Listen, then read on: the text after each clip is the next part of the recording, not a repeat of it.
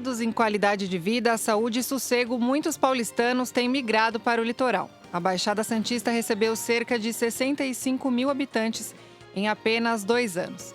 Está no ar mais um programa em discussão e para falar mais sobre esse assunto, eu recebo aqui na Rádio Alesp o ex-vice-prefeito da Praia Grande, Alexandre Cunha, e o gestor público, Gregor Ossipoff. Bom, sejam muito bem-vindos, muito obrigada pela participação de vocês aqui na Rádio Alesp. Eu é que agradeço, obrigado pelo convite, pela oportunidade de estar aqui conversando sobre a Baixada Santista. Com certeza. Gregor, bem-vindo também. Muito obrigado. Eu fico muito agradecido também de poder contribuir com um pouco do nosso conhecimento, nossa experiência aqui na rádio, aqui na Alesp. Bom, como eu mencionei então na abertura, existe aí um forte movimento, né, de saída de regiões metropolitanas rumo aí ao litoral e também ao interior, que a gente não pode esquecer que muita gente também acaba, né, saindo das regiões metropolitanas e indo para o interior. A gente vai focar mais especificamente hoje a questão da Baixada Santista. Gregor, o que, na sua opinião, faz com que exista, né, essa onda migratória, vamos dizer assim? O que as pessoas procuram? É realmente qualidade de vida? É um sossego maior? Como que você vê esse movimento? Primeiramente, eu acho que as pessoas procuram um lugar que tenha menos, talvez, trânsito, menos estresse, onde elas possam fazer aquilo lá que o europeu gosta de fazer muito, que é walking distance, gosta de coisas que são a pé, que ela possa ter um convívio mais... com menos estresse. Porque, imagina, em São Paulo uma pessoa anda 2 horas de carro para ir para o trabalho e 2 horas para voltar. Às vezes ela vai para uma Baixada Santista, ela vai a pé, ela vai no mercado, ela vai trabalhar, ela consegue ter as coisas muito mais perto, uma vida muito melhor, uma qualidade de vida maior. A escola do lado da casa. Só que os problemas também são parecidos com o de São Paulo, né? Uhum. Então, a gente vai discorrer ao longo do programa, né, isso. Gregor? Sim. Eu acho que também só a questão também de, dependendo do lugar onde você mora e trabalha aqui na Grande São Paulo, se você trabalhar, por exemplo, se você trabalha na Zona Sul de São Paulo, por exemplo, às vezes vale muito mais a pena você descer a serra por estradas hoje que são boas, né, o sistema Imigrantes Anchieta, e você vai chegar na Baixada Santista com 45, 50 minutos no máximo, e aí sim ter lá uma qualidade de vida, você poder, numa época dessa que nós estamos de verão, dependendo do horário que você sai aqui de São Paulo, você ainda chega no litoral, consegue ainda ir à praia, quer dizer, você ganha sem dúvida nenhuma, ganha em qualidade de vida. Eu não diria tanto na questão de trânsito, porque já começa também a ter esses problemas, né? Mas eu não tenho nenhuma dúvida que a tranquilidade do litoral, o clima, o ar do litoral é um atrativo bastante importante para que as pessoas estejam fazendo essa opção. E nós sentimos isso. Eu sou da Baixada Santista, sou de Praia Grande, né? Mais especificamente da Praia Grande. A gente sente bastante essa forte migração das pessoas para a nossa região. Daqui a pouco a gente vai falar mais. Pode falar, Gregor. Porque tem uma questão interessante, não falando só especificamente de São Paulo, mas da Grande São Paulo, nós somos 40 cidades na Grande São Paulo. Nós somos alguma coisa próxima de 18 milhões de pessoas que, só para completar a questão do trânsito, tem gente que vem de Poá, de Ferraz, vem trabalhar em São Paulo, e de São Paulo vai trabalhar lá, então ela tem um problema de trânsito muito grande, essa questão do transporte público lotado, então assim, as pessoas sentem muito. Agora, é óbvio, quem poderia morar na praia, 45 minutos sossegado, você descer e subir todo dia, claro que se não tivesse um pedágio tão caro como isso é caríssimo, porque isso facilitaria muito. Ou se tivesse a questão do trem também, que a gente podia falar depois, que você poderia facilitar esse transporte para que as pessoas pudessem trabalhar em São Paulo e morar na praia ou no litoral. Uhum. Bom, a gente está falando da Baixada Santista, lembrando que a gente tem 9 municípios, né, nessa região. Queria só ressaltar que é Santos, São Vicente, Praia Grande, Guarujá, Cubatão, Itanhaém, Peruíbe, Bertioga e Mongaguá. Eu mencionei, então, a nossa produção passou o número aí de 65 mil habitantes em apenas 2 anos, né? Migrando aí para todos esses municípios. Falando da Praia Grande especificamente, Alexandre, a gente tem um número exato de migração? Nós temos aproximadamente um aumento de 10 a 12 mil pessoas ano no nosso município. Mas 40% dessas pessoas migram da própria Baixada Santista, das outras cidades. Entre elas. Elas estão vindo para Praia Grande por conta de todo o crescimento que Praia Grande vem experimentando nas últimas 2 décadas, né?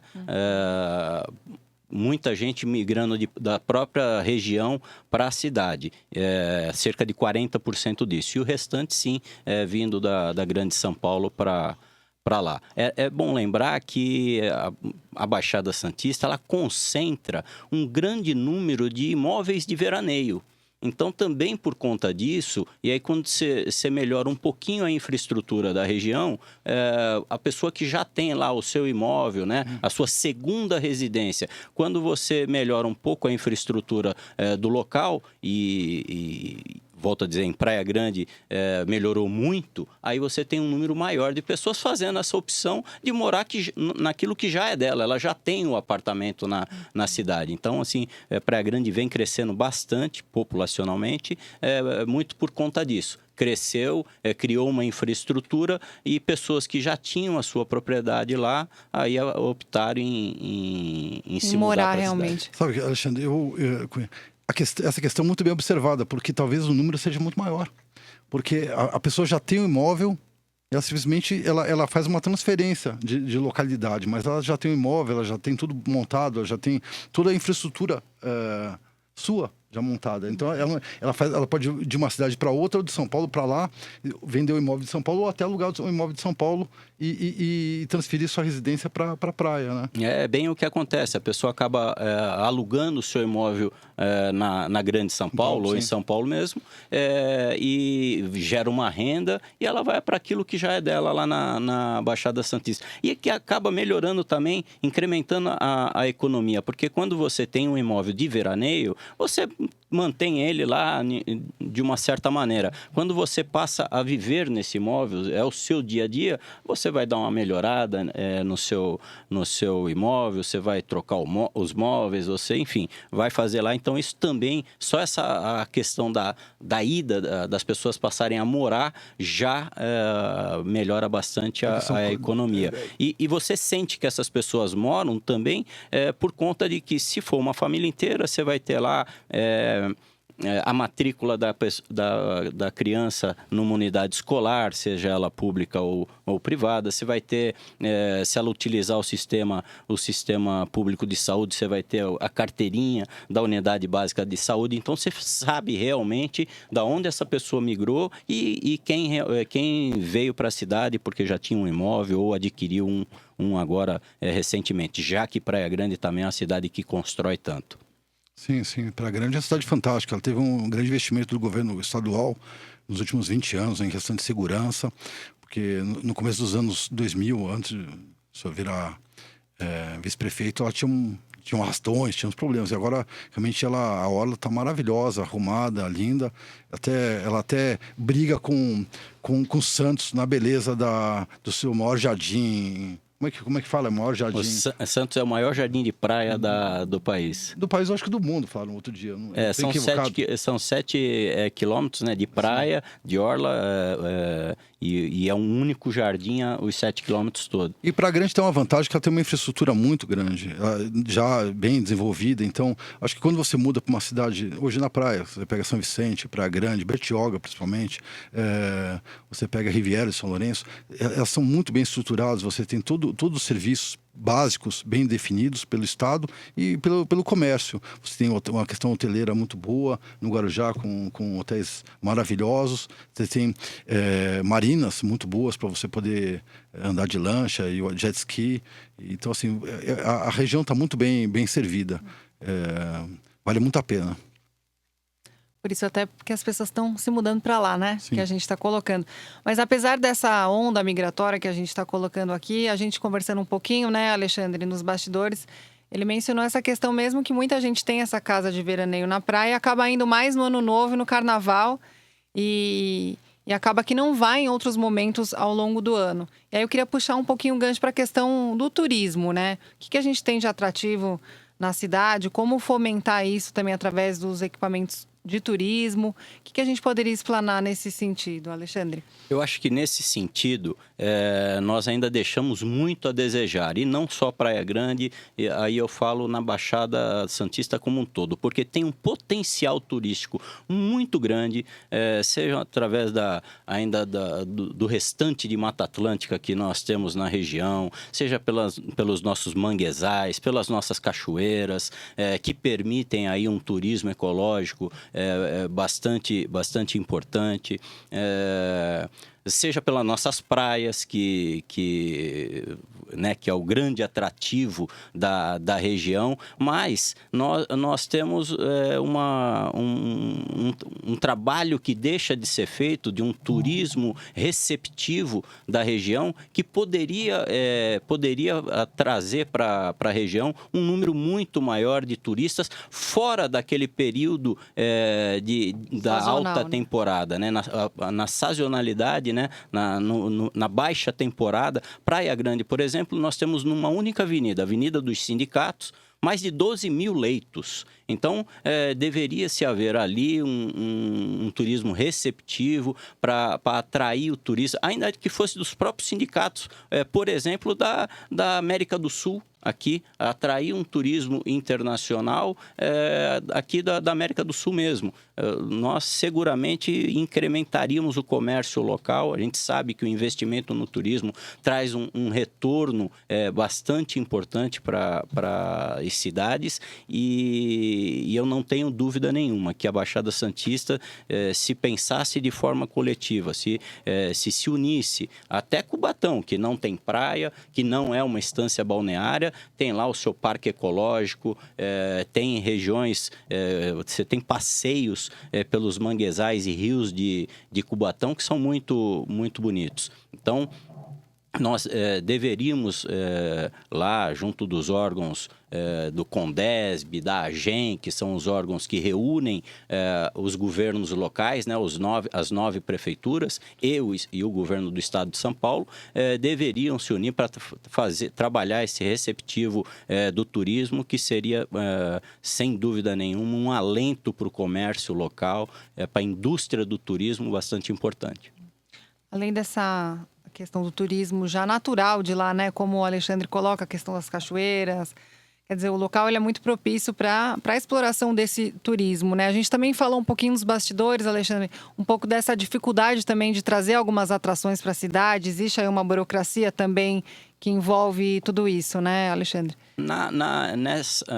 Alguns equipamentos que já foram tentados levar para a Baixada acabam esbarrando nas questões, né, nas restrições ambientais, que eu quero dizer aqui que não sou contra, não sou daqueles que quero passar a motosserra em tudo, não, e com o intuito de gerar novos empreendimentos, não, mas os processos, né, de liberação, de licenciamento, eles têm que ser muito mais ágeis. Nós, no início dos anos 90, por exemplo, nós tivemos lá a apresentadora Xuxa, né, com um grupo empresarial atrás dela. Na verdade, ela só emprestava o nome, mas um grupo que queria levar um parque de águas para a região. Nós procuramos, a Prefeitura de Praia Grande procurou o Maurício de Souza para criar lá o Parque da Mônica, e sempre esbarrando nessa questão dos licenciamentos ambientais, a demora que isso ocorre, e aí fazem com que os empreendedores, né, porque o empreendedor ele tem compromisso com lucro, ele quer empreender, ele quer montar o seu negócio para gerar lucro, ele não pode esperar por 5, 10 anos um licenciamento para ver se vai fazer ou não o seu empreendimento. Então, muitos empreendimentos deixaram de acontecer e deixam até hoje por conta dos problemas ambientais que nós enfrentamos na região. Como que você vê, Gregor? Eu gostaria de complementar, porque acho que o Brasil precisa se profissionalizar. A questão do receptivo, eu conheço no Brasil umas 300 cidades, eu morei fora do Brasil, e nós não temos realmente uma experiência grande para tratar bem o turista, ou criar expectativas boas, ou grandes experiências. A não ser no momento que você define um carnaval, um fim de ano, que você cria especificamente aquilo. Então, nós perdemos bastante. Agora, na questão ambiental, nós temos que levar em conta uma coisa da máxima do sistema público. O sistema público ele funciona da seguinte forma: você pode fazer tudo que não é contra... Desculpa, você só pode fazer o que está na lei, o sistema público. E o sistema privado pode fazer tudo que não é contra a lei. Então, às vezes, falta um pouco de profissionalismo do empresariado entender o funcionamento do Estado. Porque ele cria uma demanda específica como se ele fosse montar uma coisa no jardim dele, da casa dele. Mas o Estado ele é muito engessado para que o processo seja lento, para que ele aconteça de uma forma ordeira e como posso falar assim, continuada. Então, assim, o caso, não sei especificamente cada um desses empreendimentos, mas muitas vezes o pessoal esquece da compensação ambiental, esquece como tem que ser tratado o manguezal, esquece como que aquela Mata Atlântica é o último pedaço de Mata Atlântica que tem no Brasil. Nós tínhamos a maior mata, os maiores matas do mundo. Nós estamos acabando com essa mata. Agora, é claro que o desenvolvimento ele precisa ser construído, ele precisa seguir as leis, precisa. Mas nós precisamos profissionalizar, porque o Estado, se ele não está liberando, não é porque ele às vezes não tem a preocupação com o desenvolvimento, o desenvolvimentista, mas ele tem preocupação com que não está sendo cumprido com a legislação básica. Às vezes a prefeitura quer fazer, mas o IBAMA, às vezes como o nosso amigo que era secretário, o Maurício Brusadin, às vezes tem limitações, porque não cumpre com o pré-requisito exigido que está na lei. Porque se o secretário, o pessoal libera uma coisa que não está na lei, essa pessoa vai responder juridicamente. Então, eles tentam achar um caminho que seja positivo para todos. Então, nós precisamos nos profissionalizar. Questão quem está na gestão pública, quem está no governo, quem está na política, os empresários, para que entendam o melhor funcionamento das duas partes. O Estado, que funciona bem, e o sistema privado, que funciona bem. E que os dois têm que ter essa simbiose para que dê o resultado. Porque não é um contra o outro. A gente tem que juntar os dois caminhos para um caminho só, para uma estrada única.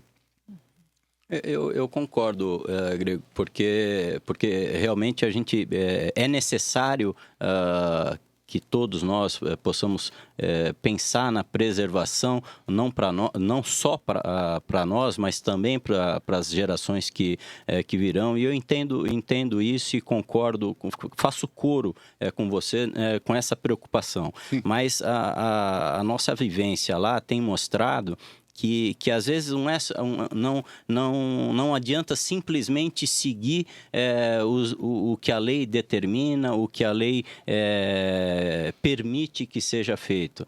Infelizmente, a burocracia no país acaba sendo tão morosa, os processos são tão morosos que as pessoas acabam, por vezes, até desistindo. Nós estamos com uma questão de um equipamento, da implantação de um parque industrial, de um aeroporto com parque industrial em Praia Grande, sim, que já vão para 16 anos.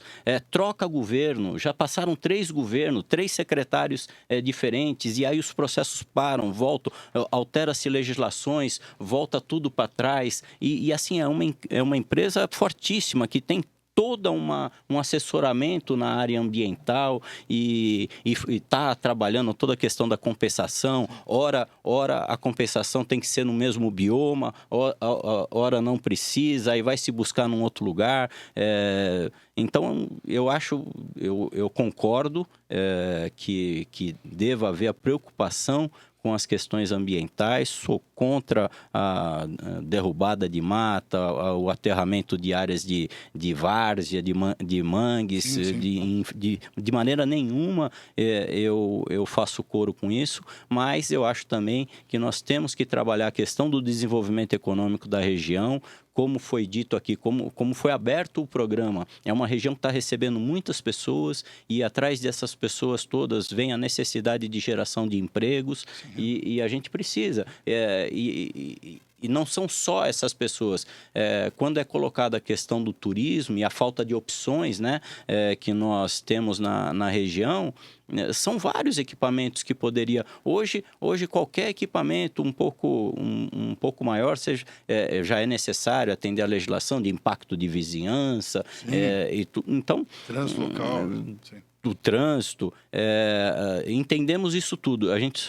Eu só defendo que esses processos sejam mais rápidos.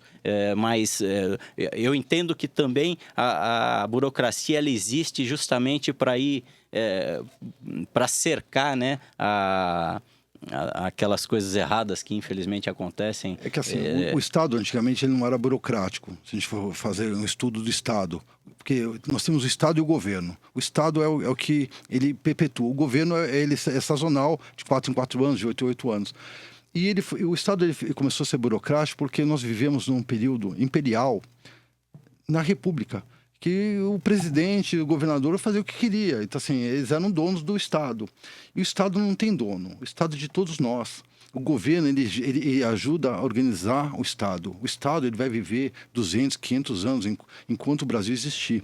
Então, assim, ele é muito maior. Mas só para lembrar, uma coisa que a gente conversou antes de entrar no ar, que o Estado, ele dificulta o licenciamento ambiental, mas as invasões, a destruição e todas as mazelas que são feitas com as matas, ele não coíbe de verdade, de forma enérgica, mas ele não faz o licenciamento.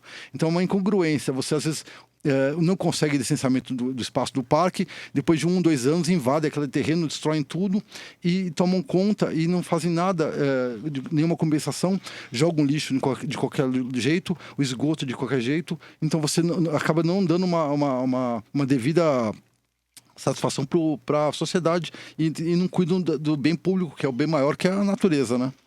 É verdade. Com certeza. E ainda falando um pouco dos entraves, né, aí no aspecto do desenvolvimento do turismo, apesar de todo esse potencial, né, que a gente está colocando aqui, a questão de recurso financeiro é também um entrave, Alexandre, na sua visão, no incentivo ao turismo nesses locais? Os recursos financeiros, eu acredito que não, porque hoje a iniciativa privada, né, dependendo do tipo de equipamento, ou ele é feito pela própria iniciativa privada ou até através das PPPs, né? Você tem muita coisa na questão da mobilidade. Você não pode falar em turismo, em acesso de pessoas às várias cidades da região, se você não pensar na questão da mobilidade, por exemplo. Lá na Baixada se criou o VLT através da parceria público-privada. O governo do estado foi lá, licenciou o serviço e uma empresa foi e implantou, ainda que num espaço curto, ela não integra toda a região, mas já houve um início. Então, eu acho que o investimento, ele deve até vir da própria iniciativa privada, a não ser naqueles serviços, né, que aí sim tenham que ser em Praia Grande, por exemplo. Como é que você vai falar de turismo se você não tiver uma boa balneabilidade das praias? E nós tínhamos lá problemas seríssimos do destino final do esgotamento sanitário, né? Dos emissários e tal. Os emissários de Praia Grande, eles, na verdade, não têm um tratamento adequado. Agora, através da Sabesp, do governo do estado, estão sendo feitos investimentos lá da ordem de 450 milhões de reais, onde realmente agora esse esgoto vai ser tratado e lançado a 3,6 km da orla. Então, esse sim é um investimento que, ainda que seja da empresa, né? Sabesp é uma empresa estatal, mas é um investimento público. Mas nos equipamentos, eu acho que a região estaria muito bem atendida com os investimentos privados, desde que o governo fosse parceiro no sentido de acelerar, de agilizar os processos, falando isso pode, isso não pode, para que alguns negócios, alguns empreendimentos não ficassem na expectativa durante tantos anos e depois frustrasse, criando também uma frustração para a sociedade e também uma frustração para aqueles que nos visitam. Para você, Gregor, essas parcerias, né, que o Alexandre coloca, público-privado, seria um caminho realmente para o desenvolvimento do turismo? O turismo no Brasil, por incrível que pareça, ele depende 99% da iniciativa privada. É incrível, eu participei de meets, encontros em vários locais, eu fiz um trabalho grande sobre turismo em Campos do Jordão. As empresas privadas, o cara monta o hotel, ele monta o receptivo, ele bota às vezes para a prefeitura o transfer, ele faz tudo, e o Estado às vezes ele só fica na arquibancada olhando, assistindo. E às vezes, eu entendo quando o Alexandre fala a importância de você ter essa parceria real, porque o empresário ele se sente sozinho. O Estado, o cara recebe salário, ele não entende que o empresário está botando dinheiro, ele está gastando dinheiro todo dia para manter aquele empreendimento, aquela expectativa, os funcionários, o folder, ele cria todo um enlace com a população, ele envolve todos e aí é um furo na água. Aí esse dinheiro não volta. Então, assim, por que esse empresário vai querer investir de novo? Então, acho que esse namoro tem que ser bem feito. Porque já que o investidor é o empresário, não é o Estado, porque se você vê, eu passei por privado com VLT, mas o que foi investido na Baixada nesses últimos anos no turismo que vem do Estado ou da Prefeitura, realmente? Todos os equipamentos, todos os museus, eles já estavam lá. E estão caindo aos pedaços, como você vai em Santos, Museu do Mar, Museu da Pesca, tem outros museus. Então, assim, o do café ficou, acho que bom, ficou bem arrumado lá no centro. O Coliseu também foi feito um investimento grande do Estado. Mas, em geral, é isso. É a iniciativa privada que permite que esses equipamentos todos sejam implantados aqui, mas... se também não houver a figura do Estado criando a infraestrutura... Facilitando tudo isso. Facilitando e criando a infraestrutura.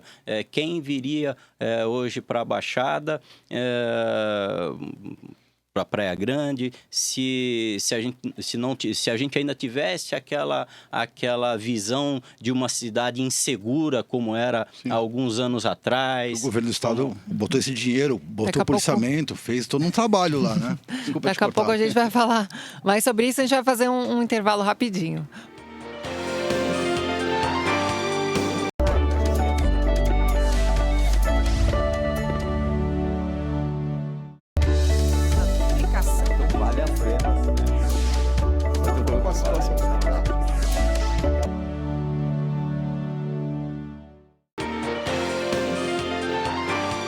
Bom, estamos de volta com o programa em discussão e hoje falando um pouquinho sobre o movimento de saída da população de regiões metropolitanas rumo ao litoral, mais especificamente a Baixada Santista.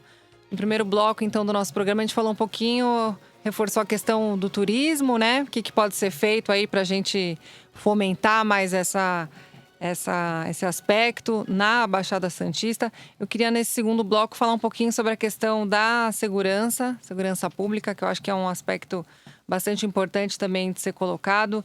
A gente sabe que com as tecnologias e tudo isso tem ajudado muito, né, nesse sentido. Eu queria que o Alexandre falasse um pouquinho mais sobre como que está a questão aí da segurança, especialmente na Praia Grande, né, que é a cidade que mais recebeu aí pessoas novas, novos habitantes aí. Olha, só para complementar, nós estávamos falando do turismo.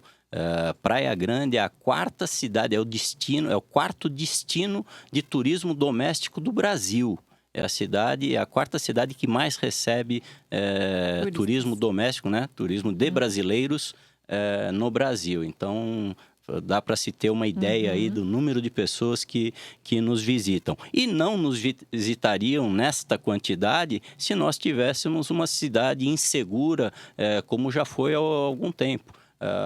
E houve lá um grande investimento da prefeitura, iluminação, não só da orla marítima, do calçadão, mas de todas as ruas, praças. Hoje Praia Grande é uma cidade totalmente urbanizada, totalmente iluminada. Lógico, Ainda tem lá um ou outro ponto. Se é uma cidade que cresce muito, também crescem aí as demandas e crescem eventualmente. Se estender uma rua a mais, precisa ser. O governo está sempre correndo atrás, né?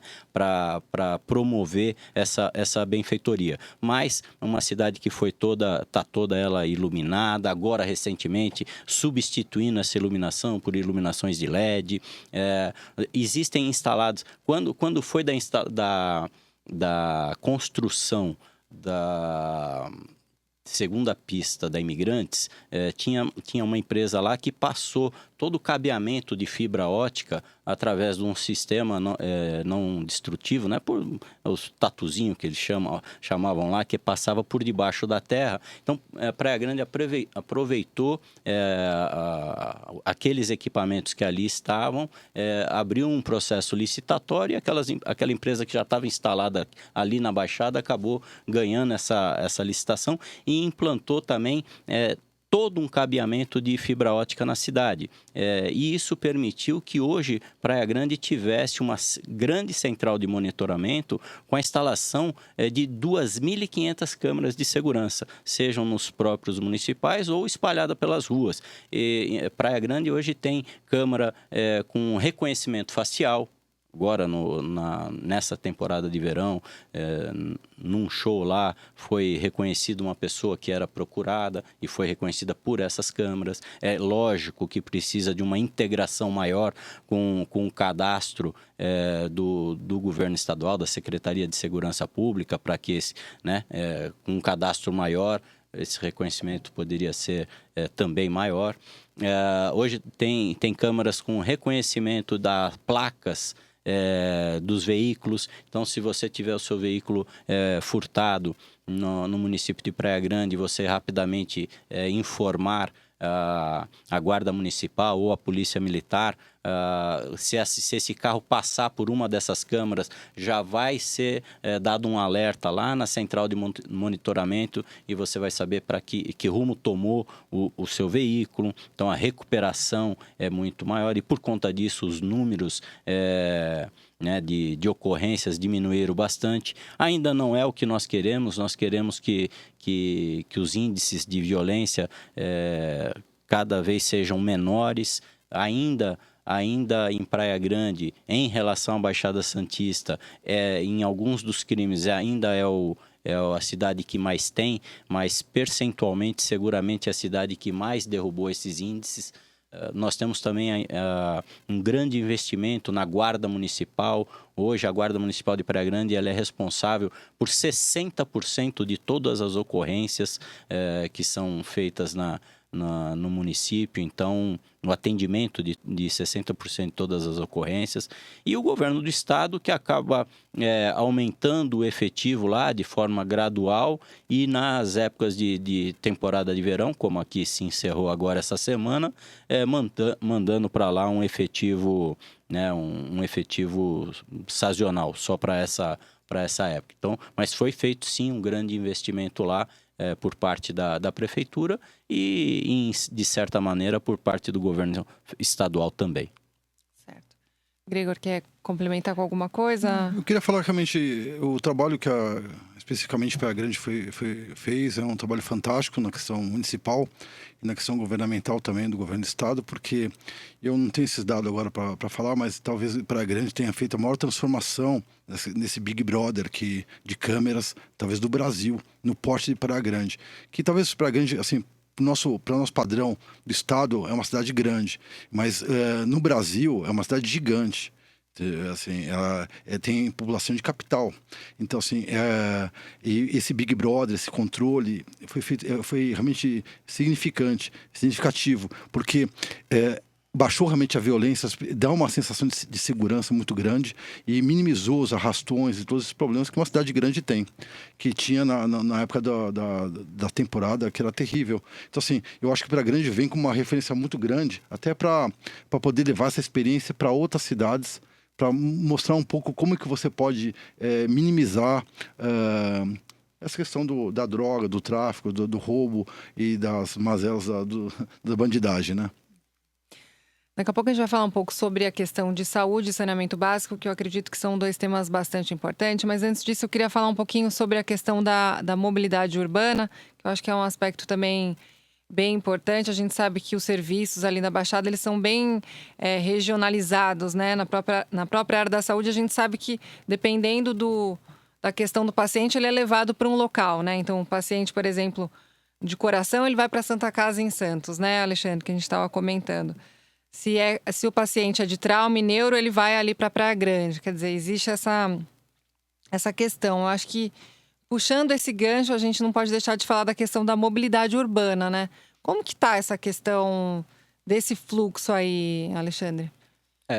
Eu acho que a região toda merecia uma integração muito maior. Hoje nós temos lá, no que se refere à mobilidade, eu vou falar inicialmente do transporte, porque mobilidade não é só o transporte público, né? Mas o transporte público, por exemplo, você tem o transporte intermunicipal, que é uma coisa do Estado, do governo estadual. E aí você tem os municípios que tratam do transporte municipal. Essa integração me parece que poderia avançar muito, né? Aconteceu aí essa implantação do VLT, se utilizando de uma antiga linha férrea que existe lá, mas essa linha férrea, nesse trecho, atende esse trajeto aí passa por dentro de São Vicente, chega até Santos, mas ela não percorre as outras cidades em locais de maior fluxo de pessoas. Então, há necessidade da integração com outro modal, com outro modelo, que seria o BRT, seria aqueles ônibus biarticulados, né? Aqueles ônibus com 2 ou 3 unidades, mas sobre pneus, e aí criar as vias para que eles não parassem no trânsito como um ônibus qualquer. Aí nós já iniciaríamos aí uma real integração. Mas você tem gargalos, você tem a questão Santos-Guarujá, que o governo do estado já chegou até a inaugurar a maquete. Eu nunca vi isso na minha vida, com 52 anos, sim, mas lá na região foi inaugurada a maquete. Tem que se definir. Quando eu falo que o governo tem que ser alguma coisa mais ágil, também nesse sentido. Se vai ser túnel, se vai ser ponte, tem que se definir isso e efetivamente colocar em prática. O que pode seja numa época de temporada, como aqui findou agora, ou qualquer dia comum, uma pessoa ficar meia hora, 40 minutos numa fila de balsa. Agora nós estamos enfrentando na região, e Praia Grande sente muito isso, com a questão da Ponte dos Barreiros, né? Que é uma ponte que teve lá as suas pilastras, né? Que ela foi bloqueada pela Justiça. A Justiça determinou o fechamento dela, a não utilização dessa ponte, só que ela une a área insular com a área continental de São Vicente e isolou 150 mil pessoas.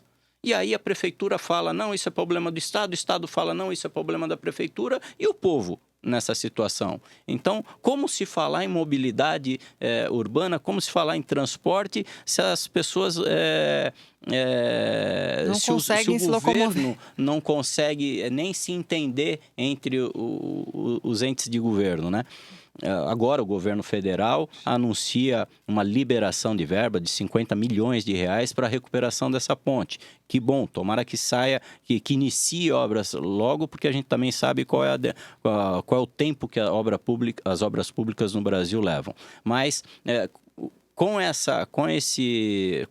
suspensão do uso dessa ponte, as pessoas têm que sair da área continental de São Vicente, retornar até a Curva do Oeste. As pessoas lá da região vão saber ali o que eu estou falando, tem que retornar até a Curva do Oeste e voltar pela Via Expressa Sul até alcançar a Ayrton Senna, na Praia Grande, ali na frente do shopping. Nós estamos falando de mais de 40 quilômetros que essas pessoas têm que andar mais todos os dias para acessar o seu serviço, para acessar uma unidade de saúde, para acessar muitas vezes até uma compra que vá fazer na área insular de São Vicente. Ou então elas ir até passar o pedágio, pagar um pedágio e ir até Cubatão para depois voltar. Então, como falar em mobilidade urbana se realmente os governos não avançarem mais rapidamente nessa gestão de conseguir reunir no entorno de uma única mesa os gestores da área de transporte de todas essas cidades para falar, ó, nós vamos ter aqui um sistema modal que é estadual, que é intermunicipal, todo mundo trate de irrigar esse modal aqui com as suas linhas de ônibus ou van, sei lá, cada cidade lá tem um modelo. E vamos ter estações para que vocês levem essas pessoas para essas estações e dali elas viajem por qualquer para a cidade que ela quiser ir. E com integração de passagem, porque também é impossível que a pessoa saia de um ônibus municipal, pague uma passagem, entre no intermunicipal, pague uma nova passagem. Ninguém aguenta um negócio desse. Sim, ninguém aguenta. Tem uma coisa interessante, você falou sobre os modais, né? Eu particularmente defendo muito a questão da ferrofrente, da questão dos modais dos trens. E o que me impressiona é que todos os trens, todos os trilhos hoje, eles são terceirizados a grandes empresas que mexem com grandes transportes. Mas você não tem acesso ao transporte à população. Você vai para Itapecerica da Serra, você pega Santos, você tem uma grande malha férrea, mas ela não é utilizada. Então, assim, você não precisaria fazer esse investimento. É engraçado essa questão que você falou, porque o BRT, e eu lembro muito, porque eu fui muito para Curitiba na minha vida, eu sou um grande admirador da cidade, realmente foi muito bem projetada, planejada, e a questão do BRT deu certo lá. E é um negócio simples, está dando certo no Rio de Janeiro, está dando certo em São Paulo, por que não poderia ter feito como você falou na Baixada? Isso talvez minimizasse de forma gigante. Agora, tem as licitações, tem as grandes empresas interessadas no transporte, o valor do transporte é caríssimo para as pessoas. Então, assim, você não resolve muito a questão, você vai empurrando com a barriga e você não dá uma solução. Em quantos anos essa questão está discutindo o BRT? Essa ponte do Guarujá está sendo discutida há quantos anos? Uns 40 anos? Quantos anos? Eu não lembro, você lembra? Mais que isso. Eu entrei para a vida era túnel, pública... Era túnel, era ponte, e ainda não sabe qual que é a solução. Em 92, eu fui vereador, candidato a vereador, venci as eleições. Em 92, quando eu cheguei na Câmara, já era um assunto que era muito debatido pelas câmaras anteriores, quer dizer, já se falava na questão do... Agora, a questão do trilho, do trem, ele economiza, ele desgasta muito menos, ele tem muito menos manutenção, você tem muito menos poluição, você consegue levar muito mais gente e seria uma solução muito prática. Mas não, nós usamos o pneu, o diesel, o polidor, é sempre um desgaste, é o piche no chão, é você pegar e fechar, você diminuir a questão de drenagem da chuva. Quer dizer, nós sempre caminhamos pro lado oposto da melhoria para a sociedade. Então, assim, em vez de fazer um grande parque ecológico lindo em volta de um modal férreo, não, nós vamos cobrir, botar asfalto e botar cobertura assim, concreto para que protejam as pessoas. Então, assim, não sei se isso resolve muito, né? Talvez a gente precisa mudar a forma de ver o futuro, principalmente numa praia, né? Onde você precisa de uma natureza mais à vista, né? E você bem coloca da utilização, né? Ou da má utilização, ou talvez da nenhuma utilização das vias férreas que o Brasil já foi né? No início aí... Os ingleses investiram muito dinheiro no Brasil. Muito dinheiro. Barão de Mauá, né? Iniciou investimentos em linhas férreas no país. Mas hoje, lá na região mesmo, você tem as áreas de ferrovia, até muitas áreas invadidas. Sim. E que até vai dar bastante trabalho hoje para desocupar essas áreas para que realmente exista aí o transporte através de trens. E também faço coro consigo em relação à necessidade do investimento nesse modelo de transporte.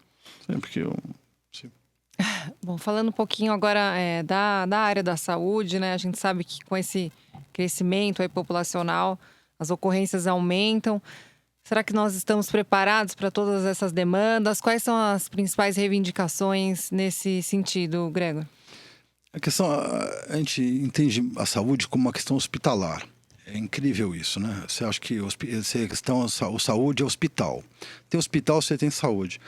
A saúde é a porqueira, é o lixo, é cuidado da cidade, é a sujeira na cidade, é o esgoto que não é tratado, é o córrego que você usa para jogar o lixo. Então, assim, o Alexandre fez um comentário interessante, que eles aumentaram o emissário para 3,6 quilômetros, né?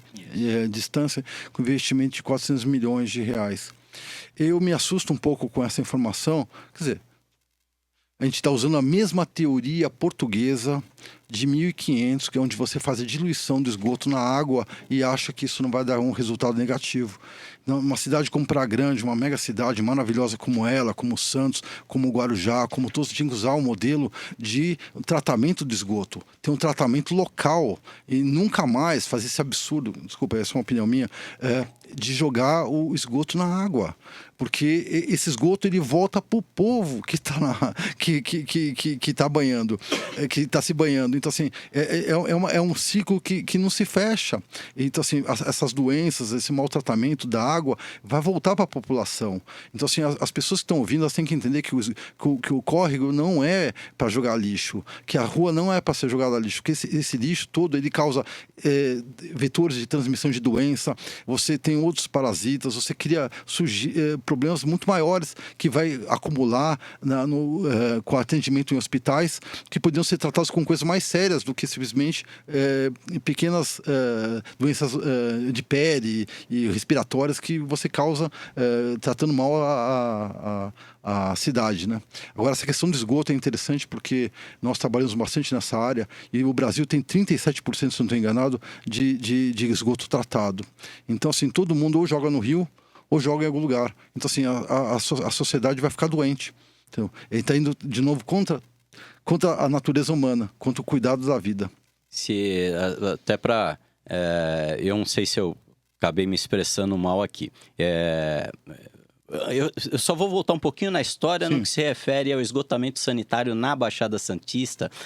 Muito poucas pessoas sabem, mas em 1910 iniciou a construção da Ponte Pêncio. Sim. A Ponte Pêncio foi construída com um único objetivo, para trazer o esgoto de Santos, o esgotamento sanitário de Santos. A ponte ela servia simplesmente para passar, né, por ali. Aquela estrutura era para passar o esgoto, indo até o Morro do Chová, lá na Fortaleza do Itaipu, e lá o esgoto ia para o mar de forma in-natura. O que existe hoje naquelas duas estações de tratamento na orla da praia, que eu falei que existe um tratamento muito simplório, muito empírico, feito incipiente, é feito um gradeamento. Sim. Só, e joga-se ali um produto e aí sim vai através de bombeamento para uma tubulação hoje de 3 quilômetros. O que está acontecendo com esse investimento de 450 milhões de reais da Sabesp? Todo o esgoto da cidade que chegam a essas duas estações, ali do Forte e da Vila Tupi, elas vão continuar chegando lá, só que agora elas vão ser bombeadas para uma estação para duas outras, a do Forte ali junto do Morro do Chová, na Avenida Ecológica. Está sendo feito um grande investimento lá, uma grande estação de tratamento. Aí sim vai haver tratamento. Eu só queria fazer um parênteses. Na verdade, eu não estou falando, eu não quis em nenhum momento, me perdoe, de falar sobre Praia Grande, ou especificamente disso. É a questão que A Sabesp cobra o esgoto. É. Ela cobra o esgoto, o tratamento desse esgoto. Ela joga esse esgoto no Rio Tietê, ela joga esse esgoto no Rio Pinheiros, ela joga esse esgoto no litoral todo de São Paulo. Então, assim, eu não estou... não é especificamente, fizeram lá a obra maravilhosa, ótimo, mas é uma questão de conceito, não estou falando de questão da obra. A gente tem que mudar essa ideia. A Sabesp cobra o serviço, e nós pagamos por esse serviço. E esse serviço não é feito. Então, assim, que lógica que é essa que eu gostaria de entender? Porque não está sendo feito. Então, eu não falei nada de Praia Grande. Eu só quis usar como comentário para mostrar a importância da saúde humana, do cuidado humano, da saúde que nós temos. Porque nós temos uma saúde precária no Brasil, um cuidado precário.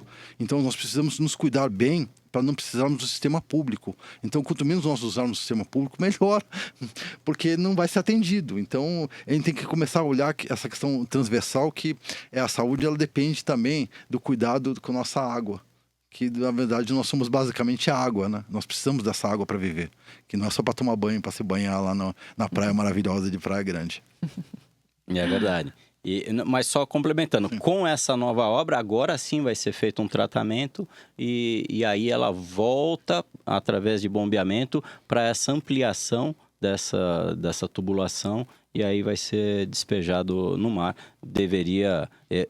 Não tenho nenhuma dúvida que existem modelos muito mais eficientes, né, de tratamento do que o que é feito pela Sabesp.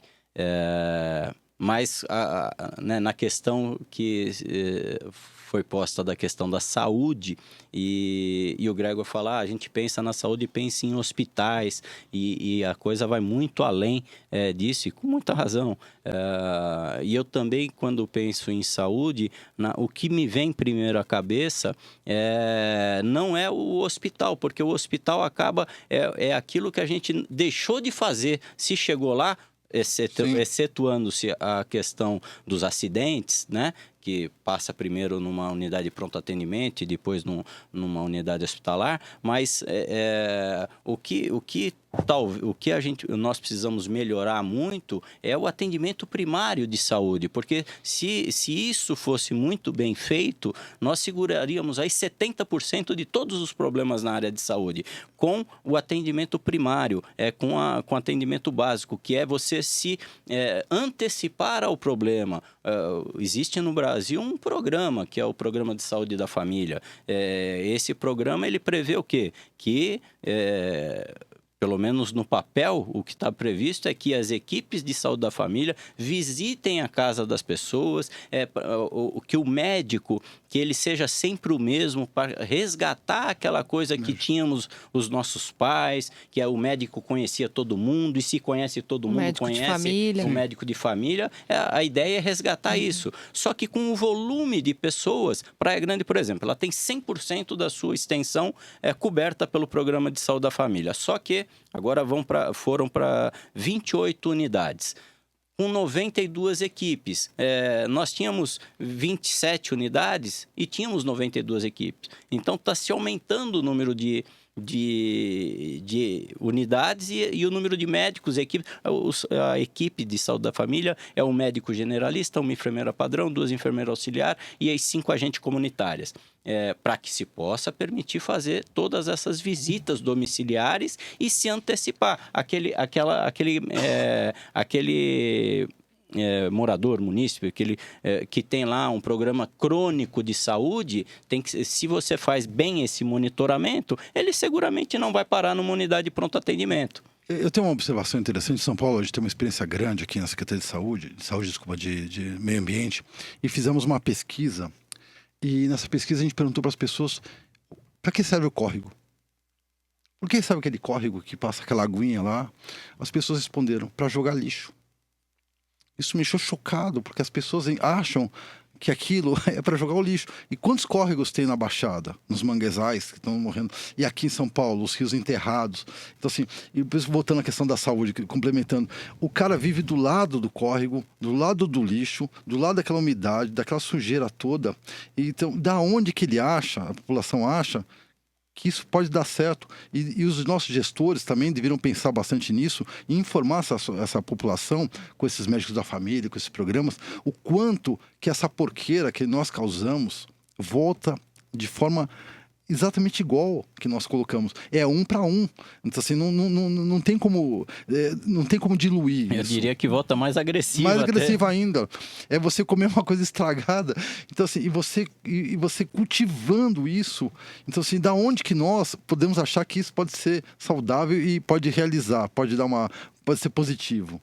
Então, essa é uma observação da questão da saúde. Quando a gente fala de saúde primária, faltam políticas públicas justamente para essa conscientização, né, que o Gregor coloca, essa falta de informação mesmo da população. Quer dizer, as políticas públicas poderiam ser um instrumento de conscientização? Falta conscientização, falta políticas públicas, mas também atacar pedras é fácil. Faltam médicos. E poucas pessoas falam isso. Se você abrir um concurso público na Baixada Santista, para algumas especialidades, você não terá nenhum candidato. Ou terá lá 1, 2, para 3, 4 vagas. Falta formação também de profissionais. Então, é uma coisa que envolve conscientização, envolve saneamento básico, envolve educação e formação, graduação. Esse é o problema na base mesmo, né? Com certeza. E educação, né? Não só a da alfabetização, mas educação, aquela cultural, para não acontecer o que o Gregor está falando, de jogar uma coisa qualquer num rio, num córrego, num canal. Que aquele é o local. Não é nem que a pessoa fez sabendo que estava errado, ela fez achando que estava fazendo certo. Nós estamos perdendo uma oportunidade de usar um exemplo fantástico que é da Coreia do Sul, que transformou, que era um país essencialmente agrícola na década de 60, que 96% da população era agrícola, não sei se esse é o dado exato, não lembro agora, e transformou, virou essa potência. Que tem os carros maravilhosos que nós gostamos, que tem o monitor que você usa, o microfone, o celular. Eles fizeram essa transformação em 60 anos. Nós temos hoje no estado de São Paulo alguma coisa próxima de 10 milhões de alunos, da escola básica e da escola privada e pública. Nós podíamos fazer uma transformação educacional com essas crianças, dando uma formação básica, como que se escova os dentes, como é que você tem que fazer higiene básica, como é que funciona a natureza, quais são os objetivos sociais para que a gente consiga fazer com que a cidade seja sustentável, para que nós entendemos que não devemos destruir árvores, devemos plantar árvores, devemos poluir menos. Então, assim, nós perdemos uma oportunidade gigante de formar pessoas que vão ser o mundo futuro, que nós não estaremos mais aqui. Não adianta o poder público investir tanto em estrutura, em tudo, né, que a gente está colocando, Sim. Se a própria população não consegue manter isso tudo, né? Não consegue ver, às vezes é que nem você desse R$1 milhão de para uma pessoa que não sabe nem fazer conta.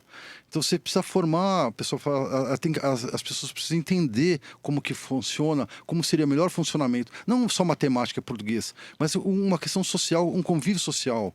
Eu não estou falando de uma questão imposta, mas que ela entenda o quanto que um pouquinho de cada um transforma uma sociedade. Se você pega essas 10 milhões de crianças e que elas façam uma boa ação por ano, são 10 milhões de boas ações, onde você pode transformar, onde você pode fazer uma questão como os americanos gostam de fazer, onde você doa um pouco do seu dia para poder fazer um mundo melhor, uma vida melhor. Então, assim, a gente não pode só achar que o Estado tem que ser uma obrigação de resolver todos os problemas. Só queria falar uma coisa sobre a questão que você falou da PPP. Qual que é o grande objetivo do turismo? Que pequenas empresas façam a sua parte local e o Estado invista de forma grandiosa, porque ele recebe recursos de milhares de pessoas para poder fazer a gestão como fosse um condomínio. Então, ele tem que fazer as grandes obras para fazer com que funcione, e as empresas privadas, elas têm que fazer a sua parte. Então, agora, os governos não estão fazendo seus grandes investimentos e as empresas privadas estão fazendo os seus pequenos, porque nós estamos vivendo, nesse momento, um momento de recessão. Não está crescendo o país. Então, assim, nós estamos engatinhando. Então, nós precisamos também achar esse equilíbrio do investimento do Estado para o investimento privado.